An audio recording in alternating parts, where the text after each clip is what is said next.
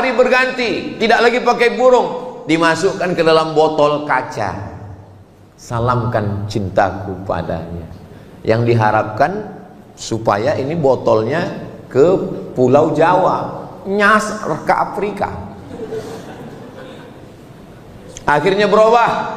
Lalu kemudian ketika Zainuddin mau pergi ke surau sore-sore ke Langgar, dia pun meletakkan secari kertas di celah ketiaknya. Lalu Hayati pun lalu dan mereka pun mengambil. Sekarang langsung DM, hai Besti. Kalau ada laki-laki menyapamu, hai sayang, kamu cantik, dia bukan bapakmu, dia bukan kakekmu, dia bukan kakakmu, dia bukan pamanmu, yakinlah dia buaya darat. Ini anak-anak perempuan kita mesti kita jaga. Tolong adik-adik yang punya usaha sablon, yang punya usaha stiker, buatkan stiker say no to bonceng. Buatkan baju kaos di belakang, katakan tidak pada narkoba, say no to drug, katakan tidak pada playboy. Tapi baju-baju yang begini jangan dibawa sholat Jumat. Itu sholat pas enggak, untuk menyelamatkan anak-anak kita.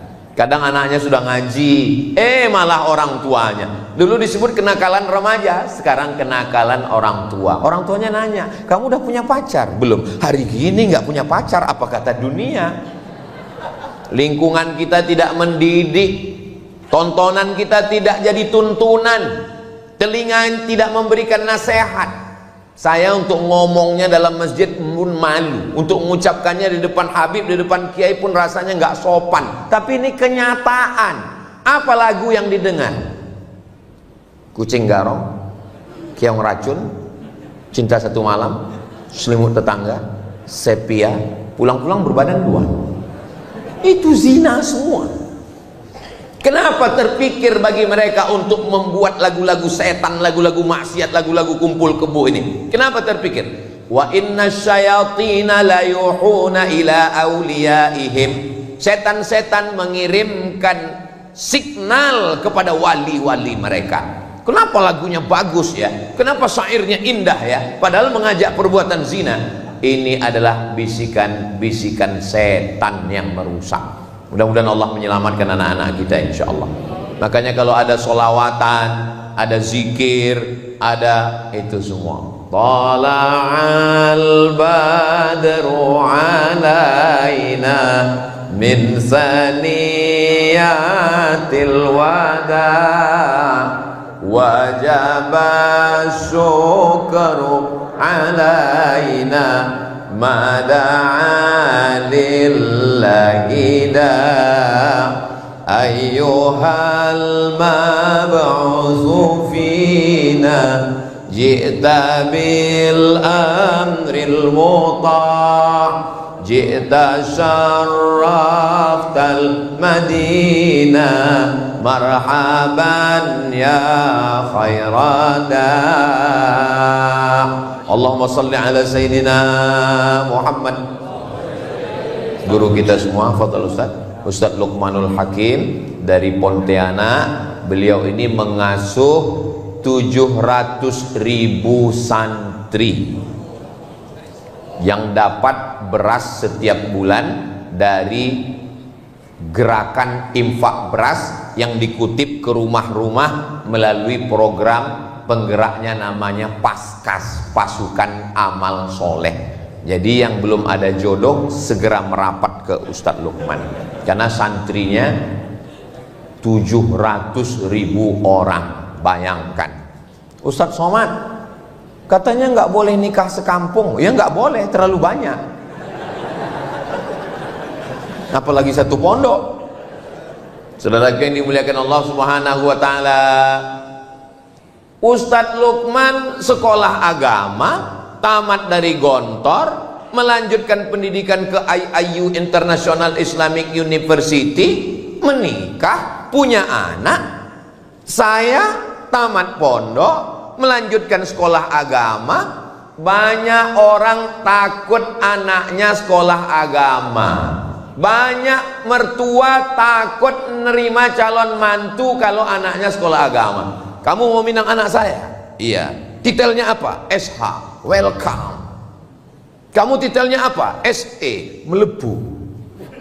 Kamu titelnya apa? LC, stop, lagi cemas. Ustadz Somad pulang dari Mesir bawa titel LC, pulang dari Maroko MA, LC MA, lagi cemas mencari anak gadis. Apa yang terjadi?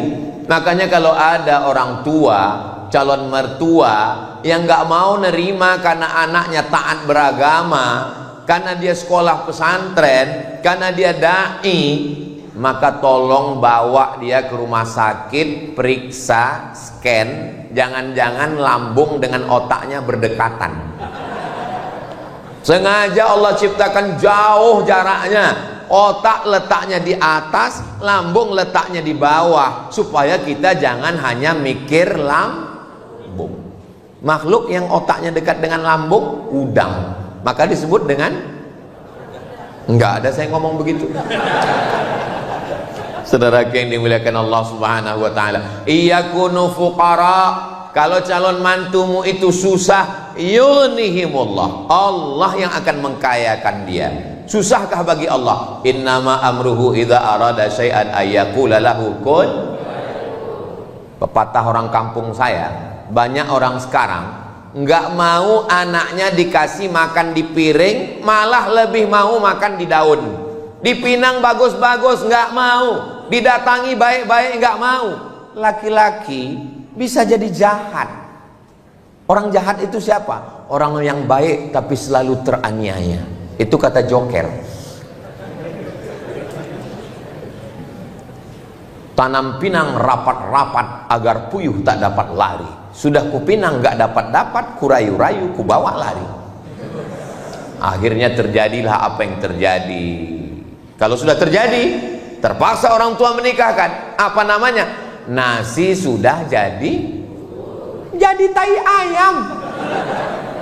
MBA, married by accident, masalah sudah merajalela, bapak ibu masih cerita bubur ayam lagi. Ya Allah, selamatkan anak-anak kami dari fitnah akhir zaman. Saya kalau membayangkan bagaimana Ustadz Lukman gak pacaran sampai tamat gontor sampai kuliah. Kenapa? Karena pondok menyelamatkan. Benteng terakhir kita pondok pesantren. Daftarkan anak Anda segera ke pondok pesantren. Hubungi nomor kontak berikut ini. Ingat, kuota terbatas. Sekarang pesantren dibully, pesantren diekspos, dikatakan ada kekerasan, dikatakan jangan gara-gara nila setitik rusak susu. Dulu sebelah, sekarang sekota. Ini sengaja diangkat untuk apa? Supaya anak kita tidak punya. Orang tua berangkat dari jam 7 pagi, pulang jam 4 sore, sampai rumah jam 5, capek, lelah, letih, lesu, letoy, loyo, lunglai, sehingga tidak punya perhatian lagi ke anak-anak. Tidak ada yang mampu membangunkan anaknya dari jam 3 subuh sampai tidur jam 10 malam, ngontrol bacaan Qur'annya, pakaiannya, jilbabnya. Kita doakan supaya para habaib, kiai-kiai kita di pondok pesantren sehat untuk menjaga anak-anak kita, insya Allah. Anak saya, ponakan saya wajib mondok. Anak Ustadz Lukman mondok, kirim ke Al-Azhar Kairo Mesir. Anak saya, ponakan saya mondok. Yang nggak mau mondok, saya pecat jadi anak. Kenapa? Karena saya nggak sanggup. Kiai-kiai zaman dulu supaya anaknya nggak manja, maka dikirim ke kiai lain, dikirim ke pondok lain. Supaya apa? Supaya anak merasakan pendidikan. Orang tua yang sayang dengan anak bukan orang tua yang menyiapkan kamar yang besar, AC yang dingin, dengan layar TV yang besar, dengan handphone, gadget, laptop. Ustadz Somad, tolong datang ke rumah saya besok bisa? Acaranya apa Pak? Walimah? Enggak. Akikah? Enggak. Nikah? Enggak. Pindah rumah? Enggak. Terus acaranya apa? Ruqyah. Yang mau diruqyah siapa? Anak saya di kamar Pak Ustadz, enggak mandi, enggak makan, enggak sholat, enggak sekolah. Ngapain dia di kamar? Nembak musuh yang enggak mati-mati.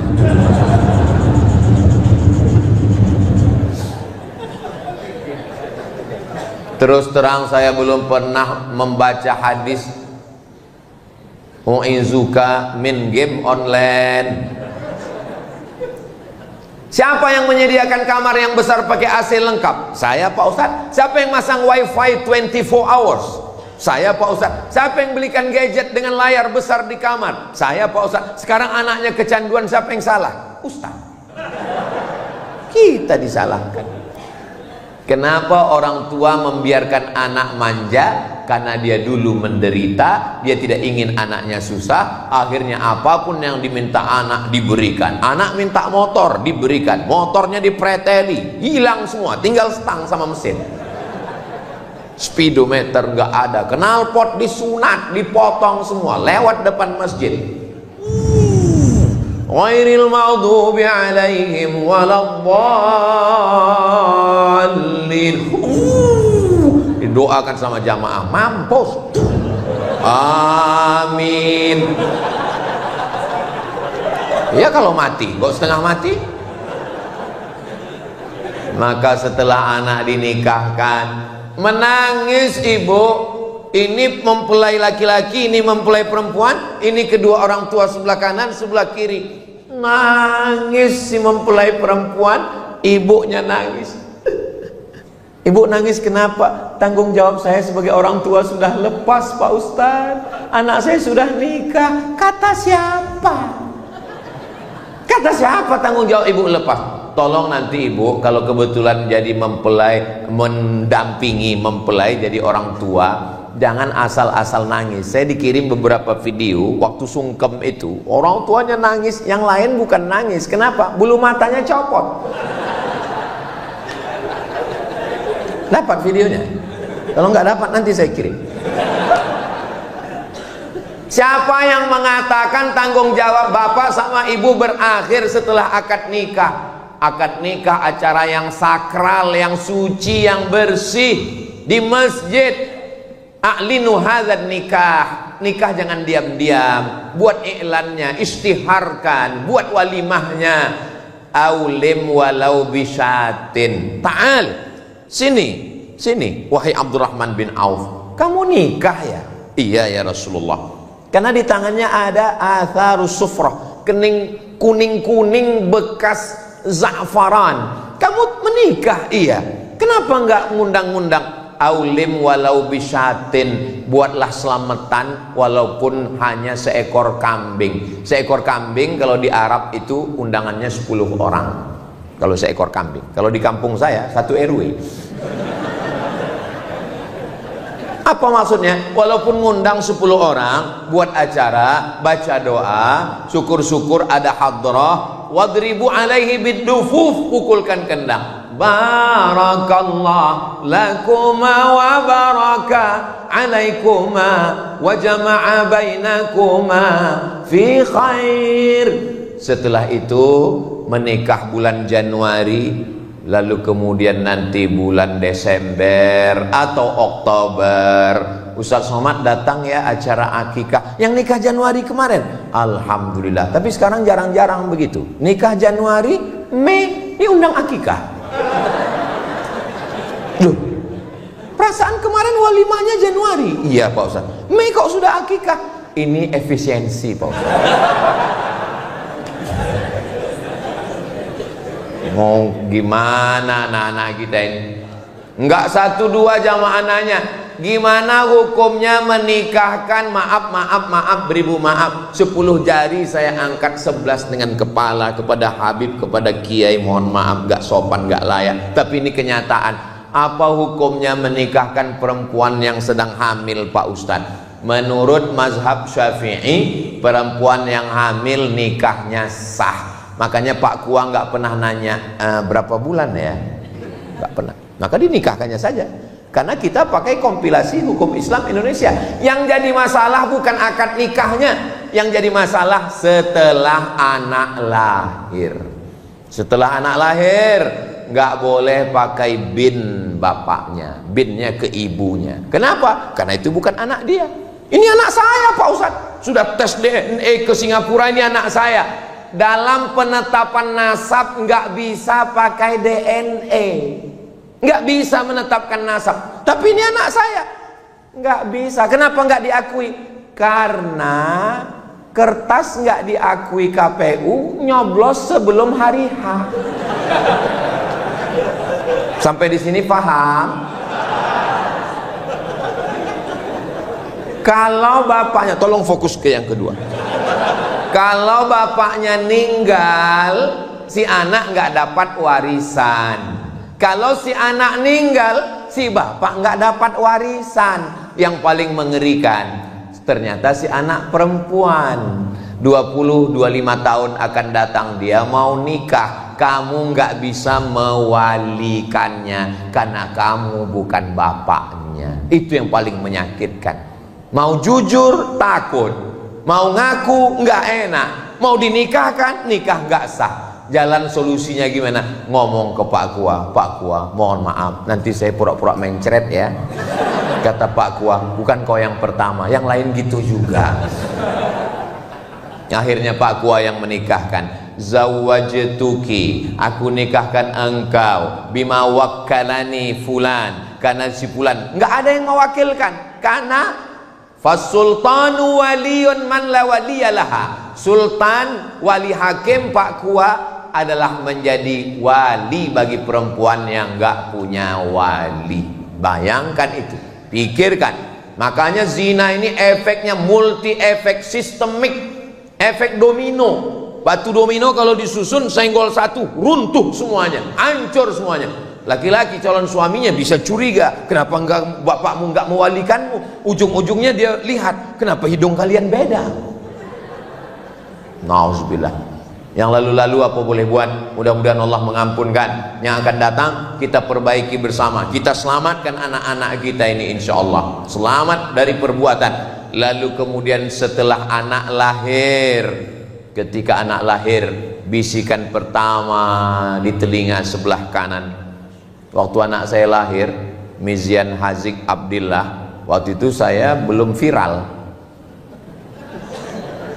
Saya datang ke rumah sakit, datang perawat bidannya nanya, mau ngapain mas? Katanya.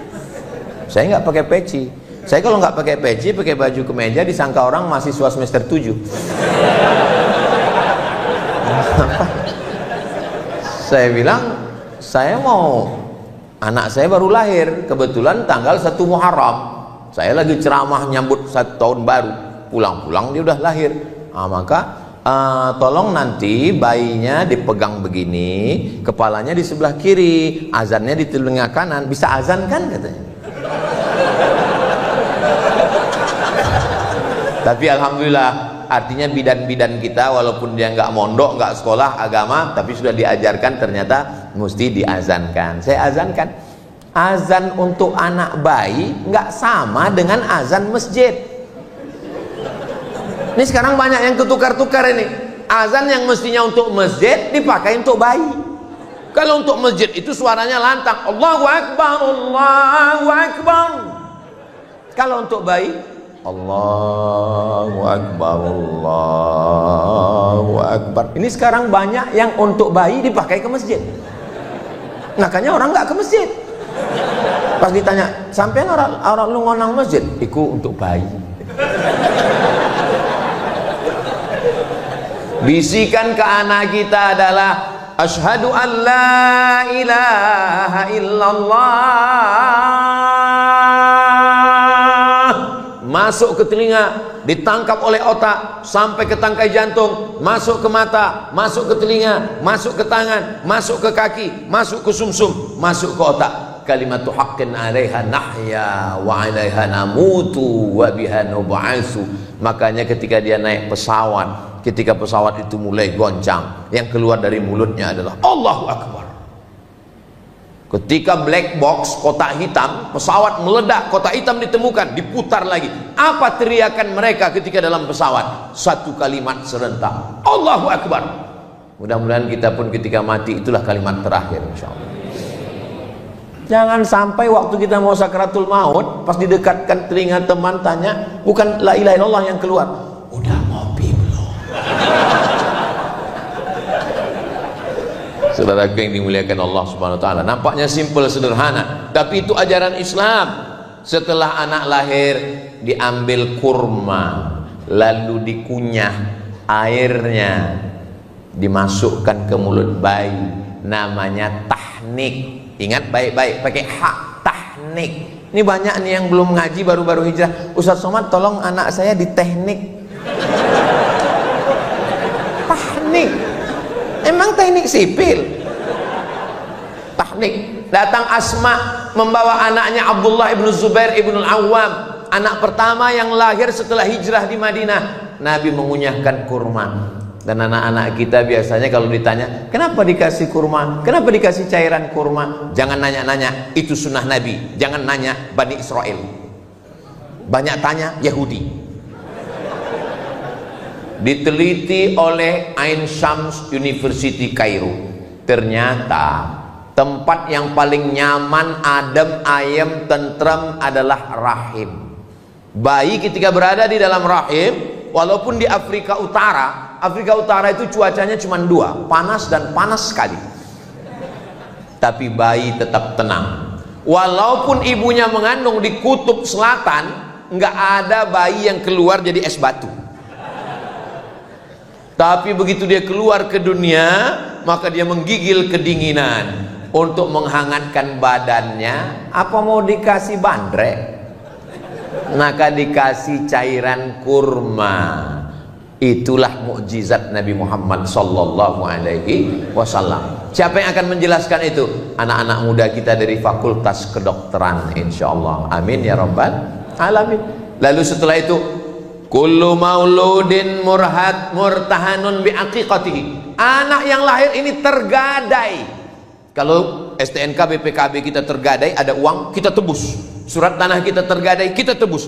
Anak kita yang tergadai ini kita tebus dengan 3. Pertama, tuzbahu anhu yauma sabi'ihi, sembelihkan kambing hari ke-7. Gak bisa hari ke-7, uang belum ada, mertua belum. Hari ke-14. Hari ke-14 belum sanggup Pak Ustadz, gaji 13 belum cair. Hari ke-21, 7, 14, 21. 21 pun belum ada duit Pak Ustadz. Ya udah nggak usah lihat kalender lagi, sebulan, 2 bulan, setahun, 2 tahun. Menurut mazhab Syafi'i, kata Imam Nawawi dalam kitab Majmu' Syarah Muhadzab, boleh mengakikahkan diri setelah dewasa. Jadi Bapak Ibu yang belum akikah, nanti tolong pulang dari sini cari kambing. Tapi jangan undang saya, karena saya dari sini langsung ke airport pulang. Undang semua Bapak TNI, Polri, sama Habib, sama Kiai, adakan acara makan. Cukup makan kambing aja, nggak perlu cukur rambut, nggak perlu diayun pakai tola'al badru alaina. Nah, cara menebusnya 3. Yang pertama, tuzbahu anhu yauma sabi'ihi, sembelihkan kambing hari ke-7. Yang kedua, yuhlaku, cukur rambutnya ditimbang seberat perak. Katanya seberat emas Pak Ustadz, dalam hadis perak. Tapi yang buat emas afdol, baik, nggak salah. Kalau kebetulan anaknya lahir rambutnya tipis. Kalau gondrong, lahir kayak brokoli, ditimbang rambutnya 1 on. 1 on 100 gram, emas lagi mahal. 1 gram 2 juta, 100 gram 200 juta. Ya kalau kaya ya nggak apa-apa. Mudah-mudahan adik-adik nanti bisa pakai emas semua, amin. Dari bunyi aminnya seperti nggak yakin. Wa yusamma, kasih nama yang bagus-bagus, nama yang ada dalam Al-Quran. Di antaranya surat Luqman, Ustadz Luqmanul Hakim. Nama yang baik-baik ini bagus semua. Supaya apa? Supaya ini jangan sampai ditanya, siapa nama kamu? Nama saya Lapendos. Apa itu? Lelaki penuh dosa. Mohon maaf kalau kebetulan namanya sama. Saya takut disomasi, ditangkap. Harap maju ke depan, kita bacakan absen satu-satu. Camry. Hah? Merek mobil sedan. Kenapa namamu dikasih begini? Kebetulan saya lahir 17 Agustus Pak Ustadz. Loh kok Camry? Apa hubungannya? Kemerdekaan Republik Indonesia. Mantap. Ya buatlah di awalnya Muhammad Camry, Ahmad Camry, biar orang tahu. Mana tahu terjadi sesuatu, tahu. Jangan sampai jamaah bingung, ini mau kita kirim kemana ini? Jepang. Ke Jepang. Nah, banyak orang ini berkata, what is in a name?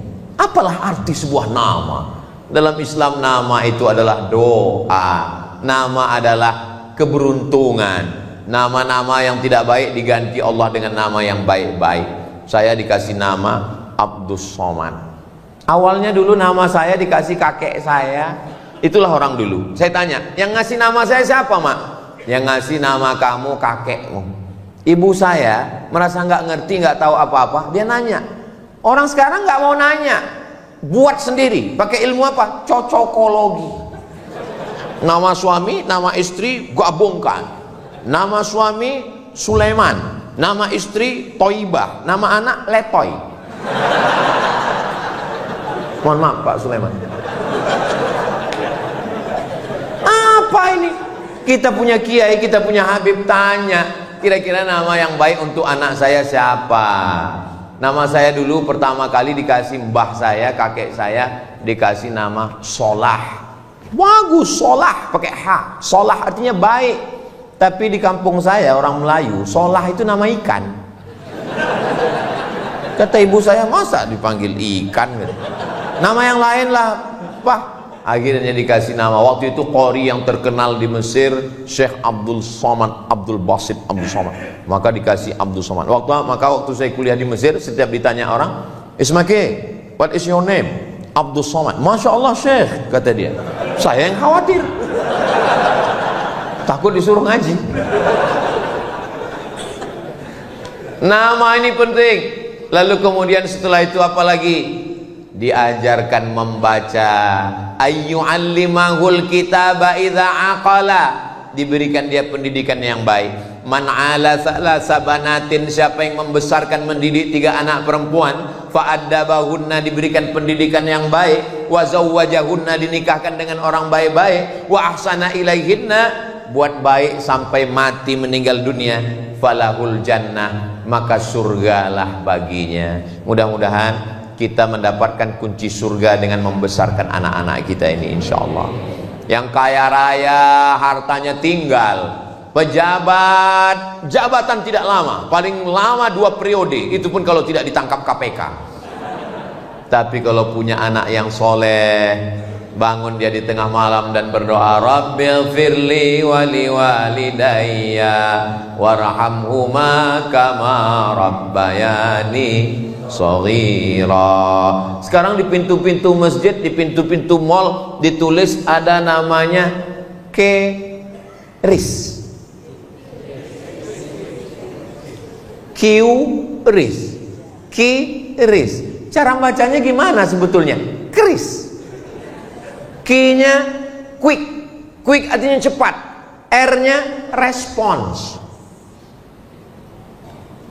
Kris, quick response code. Kode yang cepat merespon. Sekarang banyak ayah tidak merespon, dipanggil anaknya, papa, tadi adik punya nilai bagus di sekolah, bapaknya tetap juga scroll. Makanya ibu kalau punya suami nggak cepat merespon, tempel kris di kering.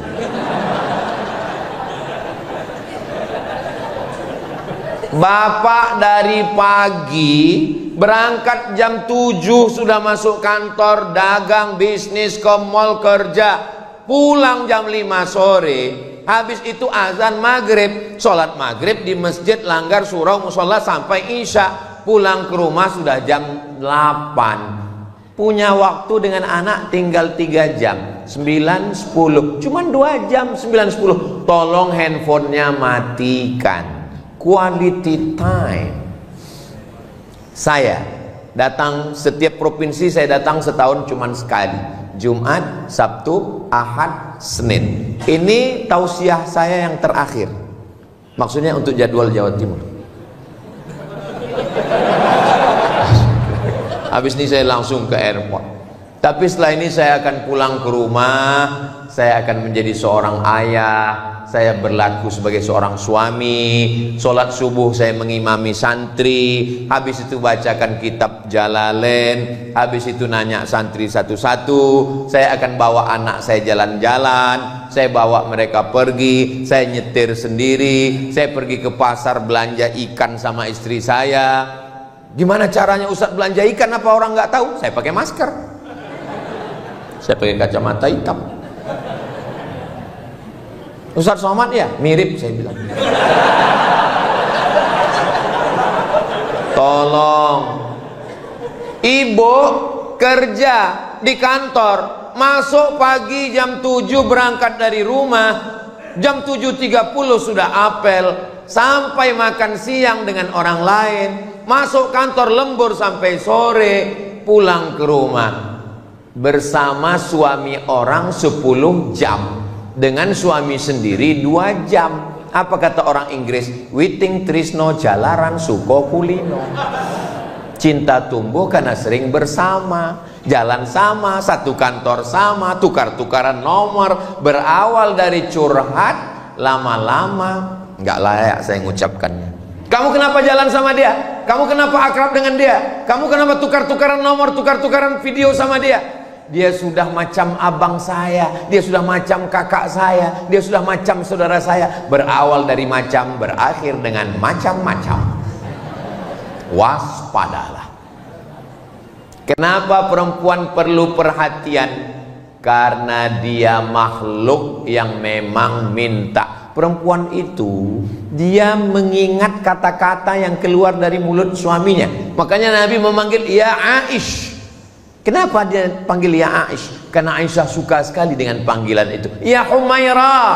Perempuan mengingat suara itu terngiang di telinganya. Ya Humaira, wahai engkau yang kulitnya putih, kalau kena cahaya matahari kemerahan.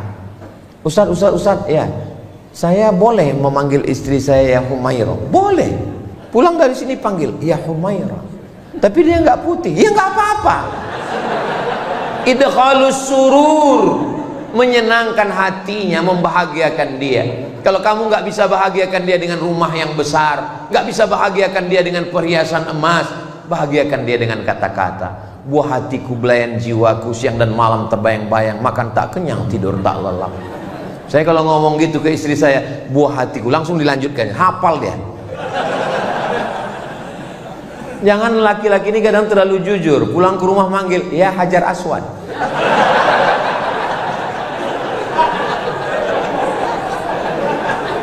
Sampai kapan proses pendidikan keluarga ini? Sampai mereka dulu mati atau kita mati. Proses mendidik anak sampai mereka mati atau kita mati. Kalau kita yang mati duluan, mereka yang akan membisikkan ke telinga kita la ilaha. Mudah-mudahan anak-anak kita yang membisikkan la ilaha illallah. Jangan sampai kita merasakan sunyi di tengah keramaian.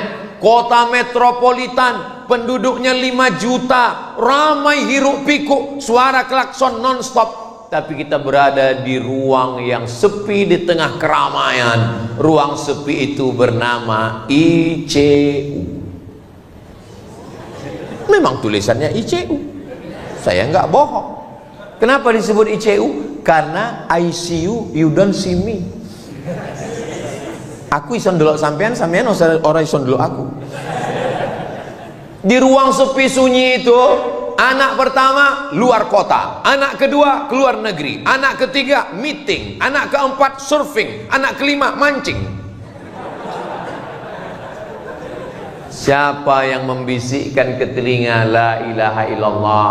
Mana uang yang dicari pergi pagi pulang petang peras keringat banting tulang? Mana yang lembur kerja nggak pulang-pulang sampai berbulan-bulan nggak pulang, kepala rumah tangga bernama Bang Toib. Akhirnya kita hanya mau husnul khotimah. Mudah-mudahan anak kita nanti semua yang membimbing kita, yang membacakan surat Yasin, yang mendoakan kita, yang membacakan tahlil afdhalul dzikri fa'lam annahu la ilaha illallah.